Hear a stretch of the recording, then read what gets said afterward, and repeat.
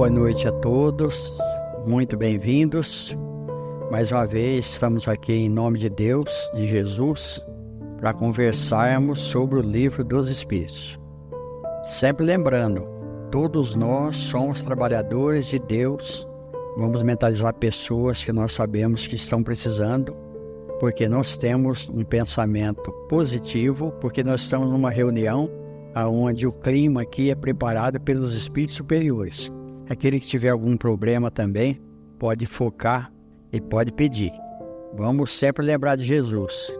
Pedi e obtereis. Então, que Ele nos abençoe e nós vamos começar a nossa reunião. Muito bem-vindos.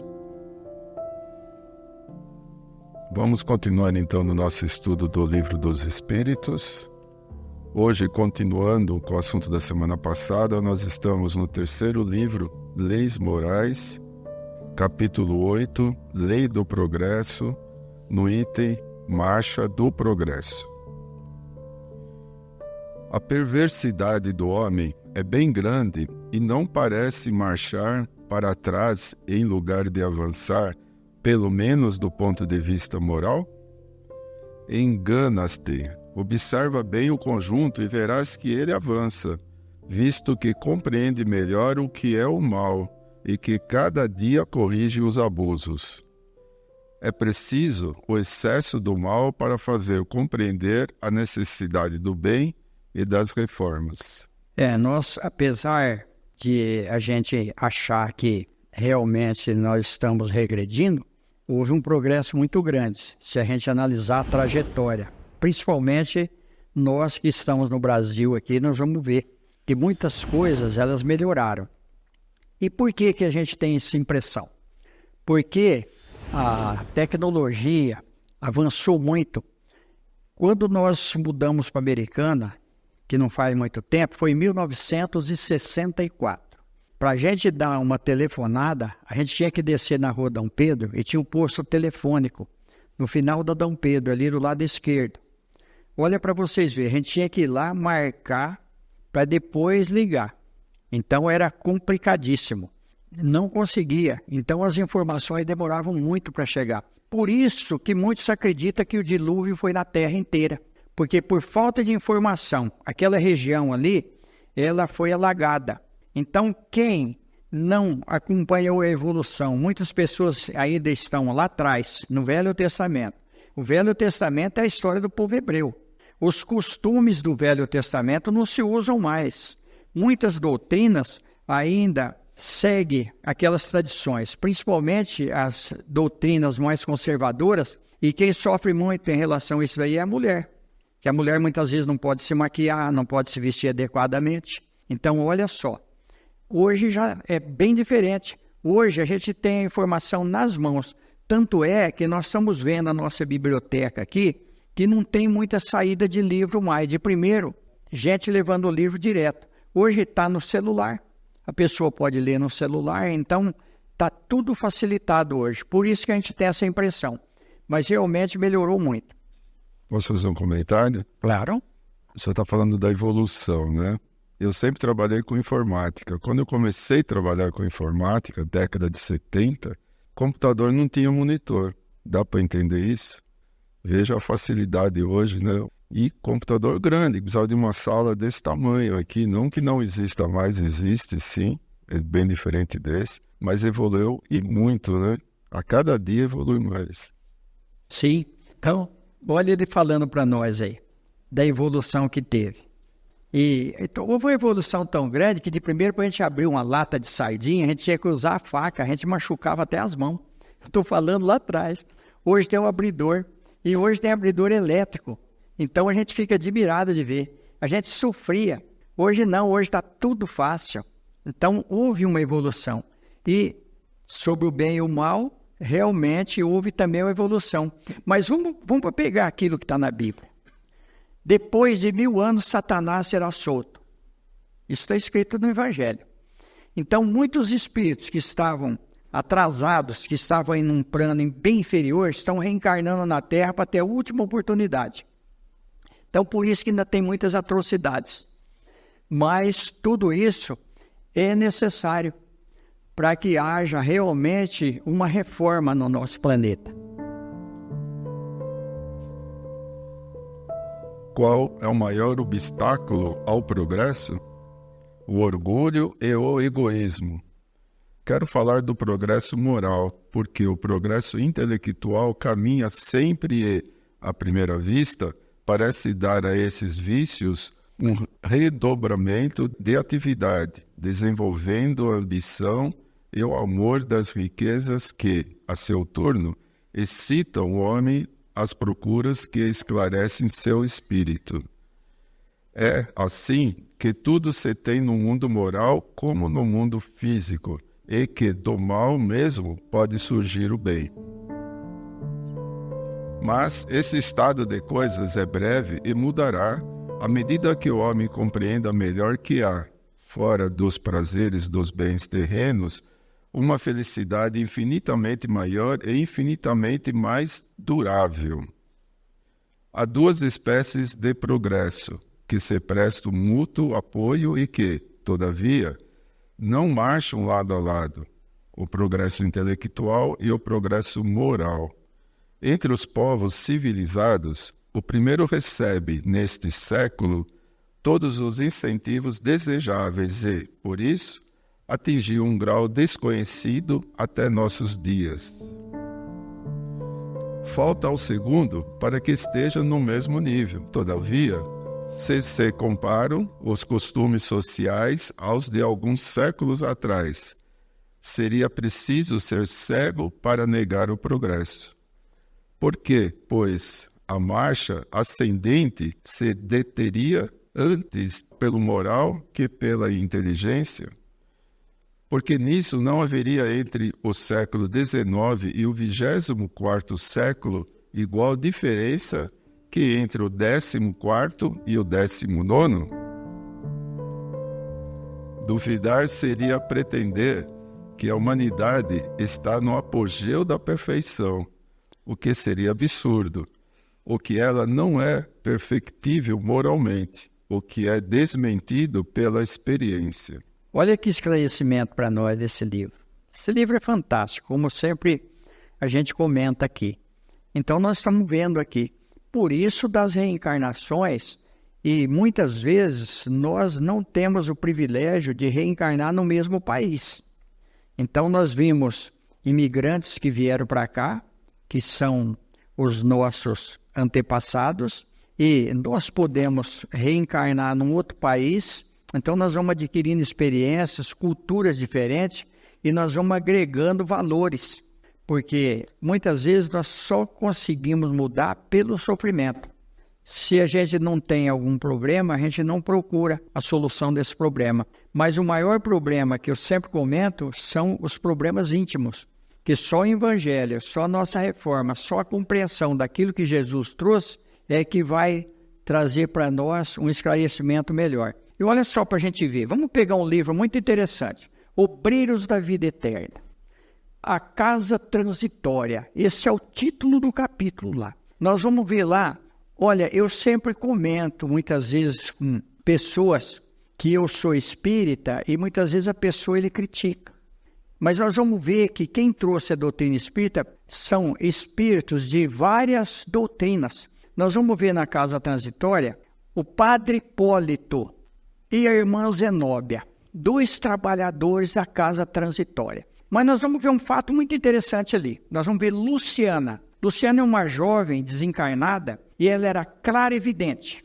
E ela está treinando a clarividência no plano espiritual para evoluir. Na introdução desse livro é muito interessante, porque já começa falando do progresso ali, da trajetória nossa no progresso. A introdução do livro já vale a leitura do livro inteiro. Aí a Luciana, ela vai fazer uma experiência ali com o Padre Domênico, um sacerdote que cometeu muitos deslizes dentro da Igreja Católica. E quem está orientando lá é sacerdote e uma freira, são os 2.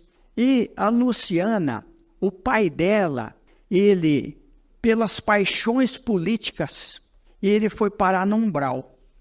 Ele cometeu muitos deslizes na política. Olha que o Espiritismo foca tudo. Ela lutando, orando e pedindo, ele reencarnou numa grande cidade do Brasil, onde eles não citam ali, porque normalmente as pessoas ainda, muitos estão encarnados. E ela, através daquela evidência, ela conseguiu socorrer o pai dela. Então ela está ali para ajudar. A evolução da Luciana, quem quiser entender, leia o livro Obreiros da Vida Eterna. Vocês vão ver. E no começo é a trajetória evolutiva. Começa a introdução do livro desse jeito. Esse livro vai trazer para nós informações muito interessantes, mas nós vamos pegar um outro que vai completar mais ainda. Leon Denis, que foi da época do Allan Kardec, ele escreveu um livro, O Porquê da Vida. E aí nós vamos entender tudo isso que nós estamos lendo aqui. Olha como que a doutrina espírita tem uma conexão e ela vai se completando através dos livros. Aí vem Chico Xavier, trazendo as obras do André Luiz, trazendo para nós mais informações ainda. Nós falamos aqui de evolução, nós vamos ver que em nosso lar já tinha aparelhos como a TV e uma série de aparelhos ali. É que a gente, quando lê o livro, a gente passa por cima de muita coisa. Nós vamos ver ali, por exemplo, o aerobus, que é um carro flutuante, um micro-ônibus flutuante. Nós já vimos que agora isso já está na Terra. Então, olha, tudo vem evoluindo. Vem do plano espiritual para cá, mas como? De acordo com a nossa evolução. Agora tecnológica, mas nós vamos ter que evoluir moralmente para galgar alguma coisa melhor. Aí vamos comentar uma coisa muito interessante que Chico Xavier falou. Foram reclamar por Chico Xavier do governo, do povo, a situação do país. Olha o que Chico Xavier falou, e nós devemos sempre lembrar disso. Chico Xavier falou, se Jesus Cristo, o Filho de Deus, que não devia nada, o Espírito mais puro, mais superior, que encarnou na Terra, foi crucificado, o que nós vamos esperar? Então é bom a gente pensar nisso. Bom, e agora dentro do mesmo estudo, outro assunto. Ainda no terceiro livro, Leis Morais, capítulo 8º, Lei do Progresso, o assunto agora é povos degenerados. A história nos mostra uma multidão de povos que, depois dos abalos que os agitaram, caíram na barbárie. Onde está, nesse caso, o progresso? Quando tua casa ameaça ruir, tu a derrubas para a reconstruir de maneira mais sólida e mais cômoda. Mas, até que ela esteja reconstruída, há perturbação e confusão em tua residência. Compreende ainda isso.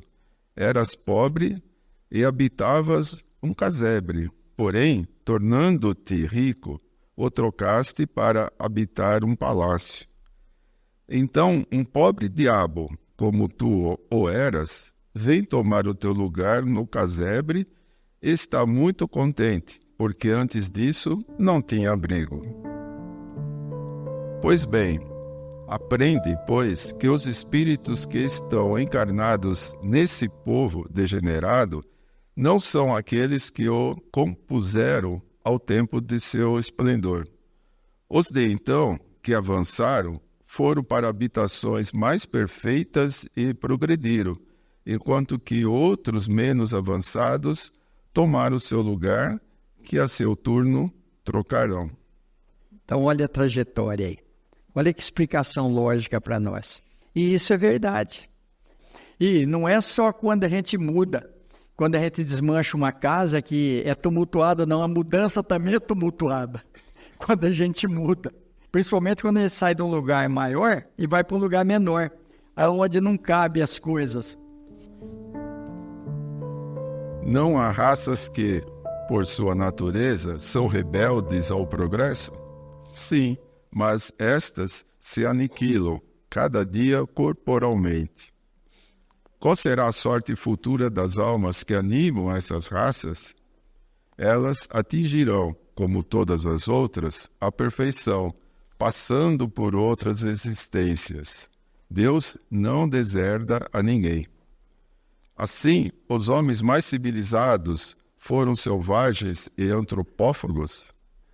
Tu mesmo foste, mais de uma vez, antes de seres o que és.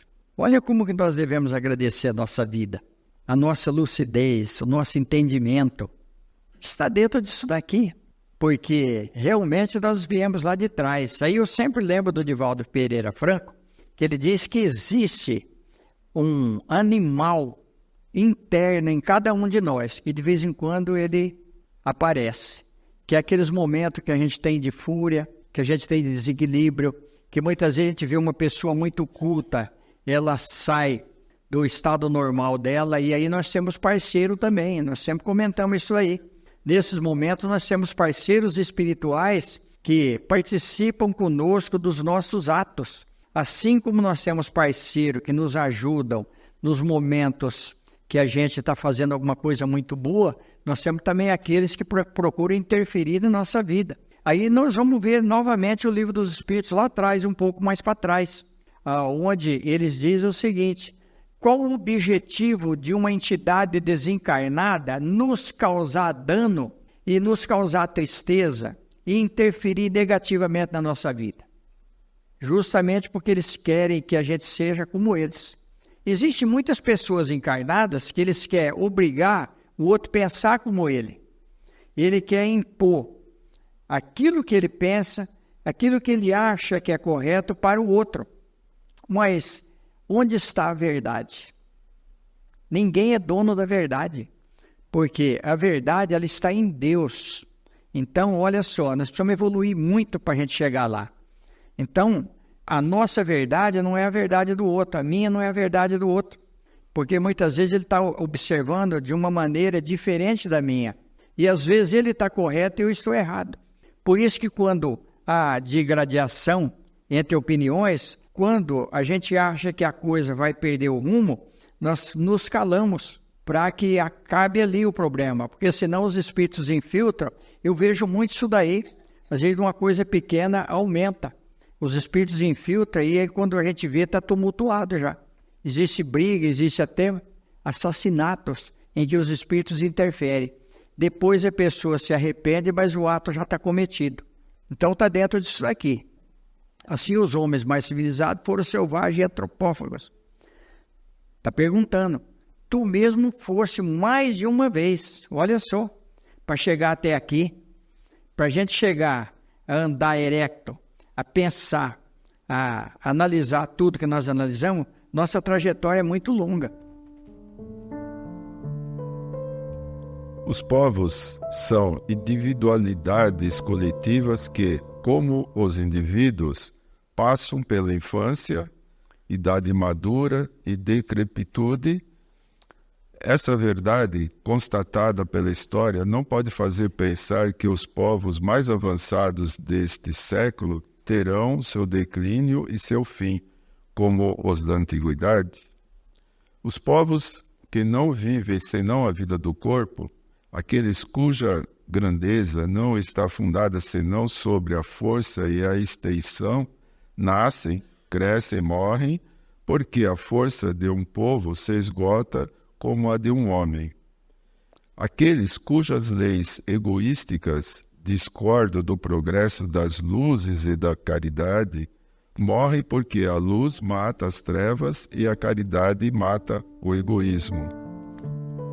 Mas há para os povos, como para os indivíduos, a vida da alma. Aqueles cujas leis se harmonizam com as leis eternas do Criador, viverão e serão a luz dos outros povos. Olha só, aonde estão as grandes nações do passado? Aqueles que dominaram. Onde estão? Então tem um livro que até ele fala, onde estão os grandes homens, os dominadores? Onde eles estão nesse momento? Os grandes impérios. Nós estamos vendo ruir. Vai ruir todos. Nós tivemos lá atrás a Grécia, nós tivemos a história da Babilônia, tem uma série de histórias que está na Bíblia que a gente vai ler lá, ficaram tudo no passado. A única coisa que permanece é o Evangelho de Jesus, aquilo que Jesus trouxe para nós. Então, tudo que é material vai ficar no passado. O que vai permanecer são as coisas espirituais. Tanto é que no Livro dos Espíritos tem uma questão muito interessante, O mundo corporal poderia deixar de existir sem abalar o mundo espiritual? Lógico, a resposta é lógica, claro. O mundo espiritual pode muito bem e existe sem o mundo material, porque o mundo material é uma cópia do mundo espiritual, de tudo aquilo que tem. Então, de acordo com a evolução, é que nós temos as coisas materiais. Então, nós vamos vendo que as pessoas vão evoluindo, materialmente falando, vão progredindo, e quanto mais o progresso material cresce, mais angústia o homem tem. Nós nunca tivemos tantos problemas depressivos, psiquiátricos, transtornos severos como nós estamos tendo agora. Apesar de todo o conforto, a gente vê que a pessoa tem tudo, mas ele não se encontra, ele não é feliz. Por quê? Porque está focado só nas coisas materiais. Por isso da responsabilidade dos pais. Eu sempre lembro isso daí. Hoje tem criança que tem tanto brinquedo que ele não sabe com o que brincar. Aí você dá um pedaço de papel, um pedaço de pau para ele, brinca com um cabo de vassoura, esquece todos os brinquedos. Olha os valores. Então nós precisamos analisar muito bem isso daí. Então, Emmanuel, no livro O Consolador, a primeira escola educativa ainda é o lar. Porque ali no lar é que vai formar o cidadão. Então, olha só a nossa responsabilidade. O centro espírita, nós sempre tem alguns médicos que participam com a gente, médicos desencarnados, nas reuniões nossas, que dizem para nós o seguinte: o centro espírita, ele é uma escola, ele é um hospital, ele é um pronto-socorro. Então, por quê? Porque traz o Evangelho de Jesus esclarecido pela doutrina espírita. É uma fé raciocinada. Nós vamos ser racional para poder compreender e para poder crer em alguma coisa. Então, a doutrina espírita ela é racional. Então, olha para vocês verem. A partir do momento que nós focarmos na nossa parte espiritual, valorizarmos a nossa parte espiritual, nós vamos superar todas as interferências materiais. Tudo aquilo que às vezes nós achamos que falta para nós, às vezes não é falta, é alguma coisa que nós criamos superficialmente. E que muitas vezes, se a gente adquirir, a gente vai perder o sossego, a gente vai perder a paz. Porque Deus sabe aquilo que nós precisamos. Muitas vezes nós desviamos, nós fazemos escolhas erradas. Mas aí é o nosso livre-arbítrio, porque nós não somos máquina. Mas é só a gente analisar, pensar e cair na real que a nossa vida vai ser melhor. Na semana que vem é concluído esse assunto, povos degenerados. Hoje nós estamos tendo interferência novamente aqui, mas por quê? É necessário. É necessário. Nós estamos, o que eu comentei aqui? É uma casa de socorro, é um hospital. Então, entidades doentes que nos acompanham, muitos de nós somos doentes também, nós precisamos disso daqui. Então vamos agora focar naquilo que mais nos incomoda. Vamos pedir para a nossa família, para os nossos amigos, por todos aqueles que nós conhecemos e por nós também. Que Jesus nos abençoe e todos podemos ajudar com o nosso pensamento.